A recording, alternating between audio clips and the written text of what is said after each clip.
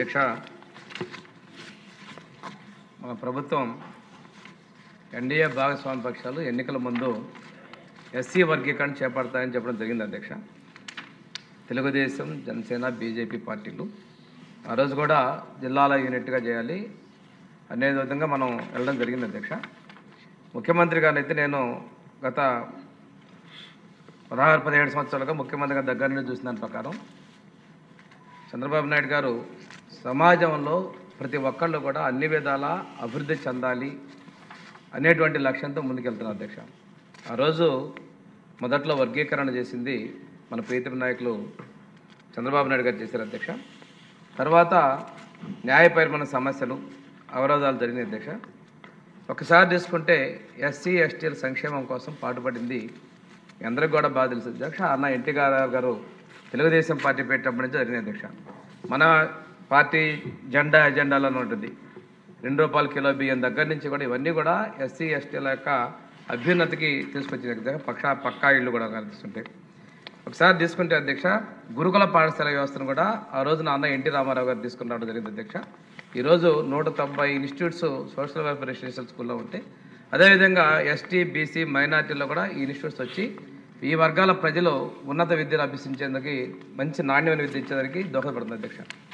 తర్వాత స్వాతంత్రం వచ్చిన తర్వాత 50 సంవత్సరాల వరకు కూడా ఈ 2 క్లాసుల పద్ధతి అస్పృశ్యతలు ఉన్న దాన్ని తీసుకొని మన ప్రీతమ నాయకులు శ్రీ నారా చంద్రబాబు నాయుడు గారు జస్టిస్ పున్నయ్య కమిషన్ ఏర్పాటు చేయడం జరిగింది అధ్యక్ష. జస్టిస్ పున్నయ్య కమిషన్ పరిశీలన చేసిన తర్వాత 42 సిఫార్సులు చేయడం జరిగింది అధ్యక్ష. ఈ 42 సిఫార్సులు కూడాను మన ప్రీతమ ముఖ్యమంత్రి గారు 23 జీవోలు, 2 మెమోలతోటి వీటి ఆచరణకి అవకాశాలు కల్పించారు అధ్యక్ష.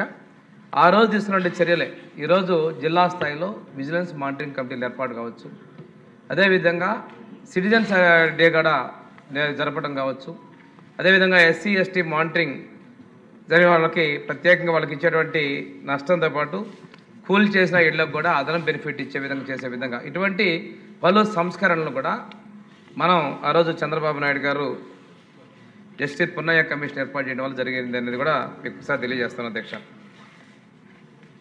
ఒక విషయం తీసుకుంటే అధ్యక్ష, మనం గత 14-19లోనే జగ్జీవన్ రావు గారి జయంతిని కావచ్చు, అంబేద్కర్ గారి జయంతిని కావచ్చు అధికారికంగా నిర్వహించాలనే ఉత్తర్వులు కూడా మన ప్రీతమ నాయకులు మన ప్రభుత్వంలోనే ఇచ్చామనే విషయాన్ని కూడా మీ ద్వారా తెలియజేస్తున్నాను అధ్యక్ష.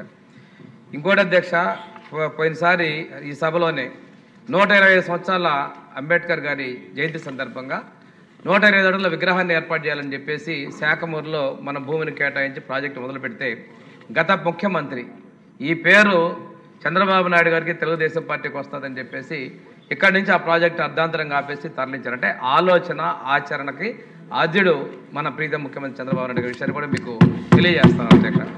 ఇక్కడ ఇంకొక విషయం ఏంటంటే అధ్యక్ష, ప్రమోషన్స్లో కూడా ఎస్సీలకి ఎస్టీలకి రిజర్వేషన్ అవకాశాన్ని కూడా మనకి మన చంద్రబాబు నాయుడు గారు మన ప్రభుత్వంలోనే అది కల్పించడం కూడా జరిగిందనే విషయాన్ని మీకు నేను తెలియజేస్తాను అధ్యక్ష. మనకి ఎస్సీలకి ఇంటి నిర్మాణానికి 1,75,000 ఉంటే అదనంగా 50,000, ఎస్టీలకు అదనంగా 75,000 ఇచ్చి ఇళ్ల నిర్మాణానికి కూడా వాళ్ళకి ఆర్థిక సహకారాన్ని మన ప్రభుత్వం కల్పిస్తే గత ప్రభుత్వం 1,80,000 ఇచ్చి ఆ వర్గాలు చిన్న చూపులు చూపిందనే విషయాన్ని కూడా మనం గమనించుకోవాలి అధ్యక్ష. ఇంతేకాదు అధ్యక్ష, ఈరోజు మనం సప్లై నిధులు కూడా 14-19 మధ్య మనం 90% సప్లై నిధులు ఖర్చు పెడితే ఎస్సీ ఎస్టీ కాలనీలో సిమెంట్ రోడ్లు, తాగునీటికి మనం ప్రాధాన్యత ఇచ్చాం అధ్యక్ష. గత ప్రభుత్వం సప్లై నిధుల్ని చాలా పక్కదోవ పట్టించడమే కాకుండా అధ్యక్ష ఎక్కడ కూడా అభివృద్ధి అనేది కనిపించని పరిస్థితి అధ్యక్ష. ఈరోజు ఏ ఎస్సీ ఎస్టీ కాలనీలో, ఎల్సీ కాలనీలో ఉన్నటువంటి ప్రతి రోడ్డు కూడా గతంలో మనం కొత్త ప్రభుత్వంలో వేసిందనే విషయాన్ని కూడా మనం గమనించుకోవాలి అధ్యక్ష. ఇందాక పెద్దలందరూ కూడా చెప్పడం జరిగింది అధ్యక్ష. బాలయోగి గారిని స్పీకర్గా చేయటం దగ్గర నుంచి ప్రతిభా భారత్ గారిని అసెంబ్లీ స్పీకర్గా చేయటం, కాకి మాధవరావు గారికి చీఫ్ సెక్రటరీగా అవకాశం కల్పించడం, ఇటువంటి అన్ని కూడాను మన ప్రీతం ముఖ్యమంత్రి చంద్రబాబు నాయుడు గారి సారథ్యంలో జరిగిన విషయాన్ని నేను తెలియజేస్తాను అధ్యక్ష. నేషనల్ ఫ్రంట్ చైర్మన్గా ఉన్నప్పుడు ఎన్టీ రామారావు గారు పార్లమెంట్లో మనకి నేషనల్ ఫ్రంట్ ద్వారా డాక్టర్ బిఆర్ అంబేద్కర్ గారికి భారత తత్వ వచ్చే విధంగా కృషి చేయడం కూడా తెలుగుదేశం పార్టీ పాత్ర ఉందనే విషయాన్ని కూడా ఈ సందర్భంగా మీకు తెలియజేస్తాను అధ్యక్ష. ఇంకా అధ్యక్ష, అంబేద్కర్ విదేశీ ఓవర్సీస్ విద్యానిధి పథకాన్ని ఉంటే అధ్యక్ష మనం ప్రోత్సాహాలు ఇచ్చి 250 యూనివర్సిటీల పైగా విద్యార్థులు విదేశాలకు పంపిస్తే గత ప్రభుత్వంలో అంబేద్కర్ గారి పేరు తీసేసి గత ముఖ్యమంత్రి ఆయన పేరు పెట్టుకొని ఆ పథకాన్ని కూడా చాలా కొద్ది మందిగా రిస్ట్రిక్ట్ చేసే పరిస్థితి అధ్యక్ష. దానిలో ఎక్కువ మంది వెళ్ళిన పరిస్థితులు కూడా లేవు అధ్యక్ష. తిరిగి మనం ఈ ప్రభుత్వం వచ్చిన తర్వాత ఆ పేరుని డాక్టర్ బిఆర్ అంబేద్కర్ ఓవర్సీస్ విద్యార్థి పథకంగా కూడా మనం మార్చడం కూడా జరిగిందనే విషయాన్ని మీకు తెలియజేస్తాను అధ్యక్ష. అధ్యక్ష, మన ప్రభుత్వం వచ్చిన తర్వాత హాస్టల్స్లో ఉన్నటువంటి రిపేర్కి 140 కోట్ల రూపాయలు ఇచ్చి చాలా అద్భుతంగా కొత్తగా విధంగా రిపేర్లు చేస్తాం అధ్యక్ష. అంతేకాకుండా అధ్యక్ష, మనకి అనాథలుగా ఉన్నటువంటి వాళ్ళు సెమీ ఆర్ఫన్స్కి వాళ్ళకి పిల్లలకి సమ్మర్ హాలిడేస్లో ఇంటికి వెళ్ళడానికి ఉన్న ఇబ్బందులు ఉన్న పరిస్థితుల్లో వాళ్ళ కోసం అనురాగం అనేటువంటి పథకం ద్వారా హాస్టల్స్ ఏర్పాటు, జిల్లాకి 1-2 హాస్టల్స్ ఏర్పాటు చేసి భోజనము వసతి ఏర్పాటు చేసి వాళ్ళకి స్వేచ్ఛగా ఆటపాటలకి పరిమితం చేసే పథకాన్ని కూడా మన ప్రభుత్వం తీసుకొచ్చిందనే విషయాన్ని నేను తెలియజేస్తాను అధ్యక్ష. ఇదేకాకుండా అధ్యక్ష, ఇన్సూరెన్స్లో కవర్ కాని పిల్లలకి వాళ్ళకి ఎమర్జెన్సీలో ప్రైవేట్ హాస్పిటల్ ఉన్న పని కోసం మనకి స్వాంతన అనే పథకాన్ని కూడా మనం త్వరలో ప్రవేశపెట్టబోతాం అధ్యక్ష. ఇంకో విషయం అధ్యక్ష, 100 కోట్ల రూపాయలతో అధ్యక్ష కేంద్ర ప్రభుత్వ సహకారం, రాష్ట్ర ప్రభుత్వం సహకారంతో 30 హాస్టల్ అధ్యక్ష, కొత్త హాస్టల్కి ఈ నెలలోనే గౌరవ ముఖ్యమంత్రి గారి చేత శంకుస్థాపన కూడా చేయించబోతాం అధ్యక్ష. అంటే ఈ సంక్షేమం పట్ల చిత్తశుద్ధి మన ప్రభుత్వానికి ఏ విధంగా ఉంది అనే దాన్ని కూడా నేను తెలియజేస్తాను అధ్యక్ష. ఎస్సీ కార్పొరేషన్ అధ్యక్ష, ఇన్నోవా కార్లు ఇచ్చాం అధ్యక్ష. డ్రైవింగ్ వస్తే డ్రైవర్లుగా ఉండడం కాదు, ట్యాక్సీలో కాదు, వాళ్ళు యజమానులుగా ఉండాలని చెప్పేసి ఇన్నోవా కార్లు ఇవ్వడం జరిగింది అధ్యక్ష.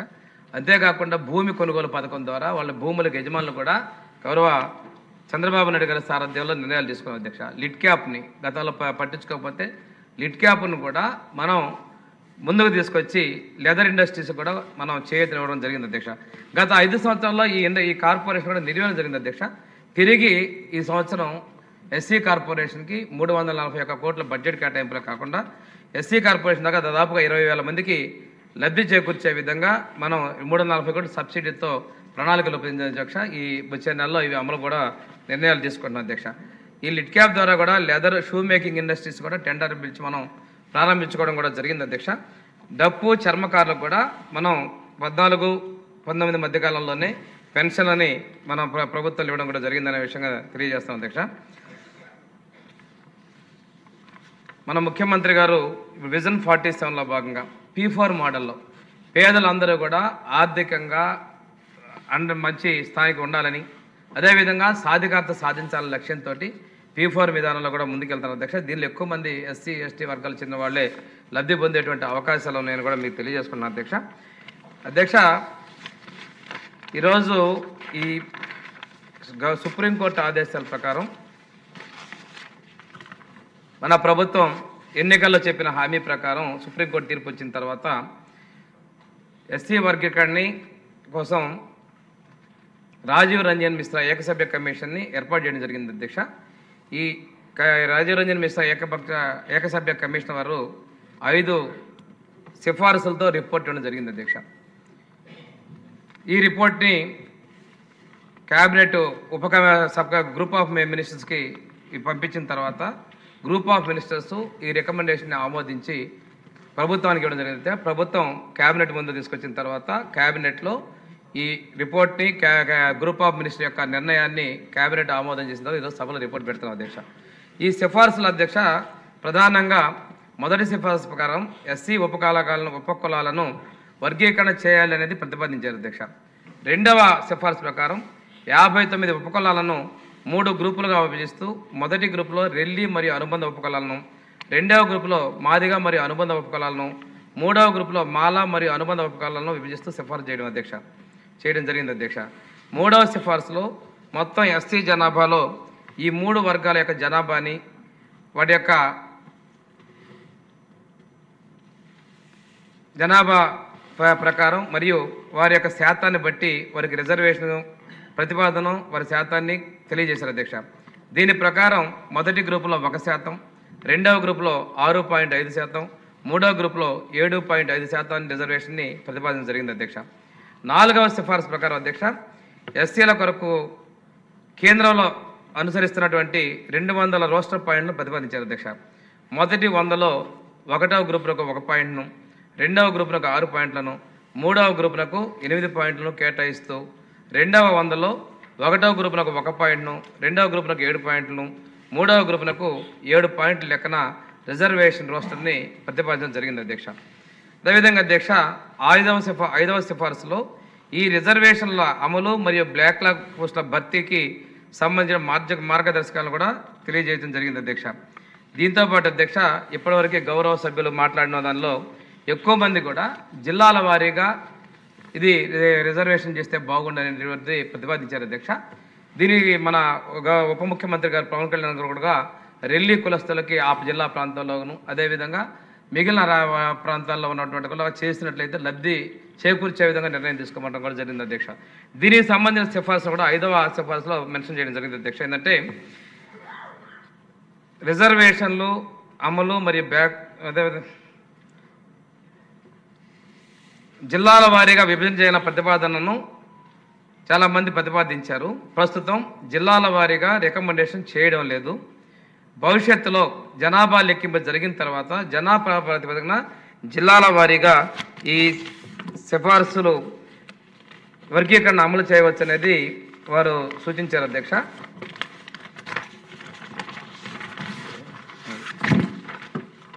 ఇది ఒకసారి ఆ స్టేట్మెంట్ పాయింట్ కూడా ఒకసారి, ఎందుకంటే ఎక్కువ మంది సభ్యులు దీన్ని చెప్పారు కాబట్టి ఒకసారి రీడ్ అవుట్ చేస్తాను అధ్యక్ష. There have been requests to fix the percentage of reservation to the subclassified groups by taking district as a unit. There are 26 districts in the state at present, and Commission would not like to make any recommendation in this matter.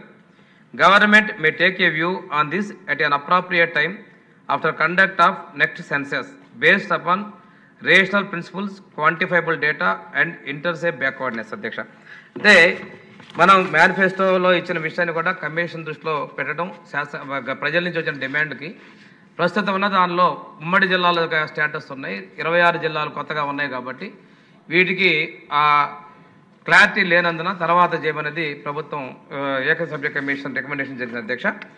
వీటన్నిటినీ కూడా నేను గౌరవ సభ్యులు తెలియజేస్తూ ఇది ఆమోదించమని చెప్పేసి మీ ద్వారా తెలియజేస్తాను అధ్యక్ష.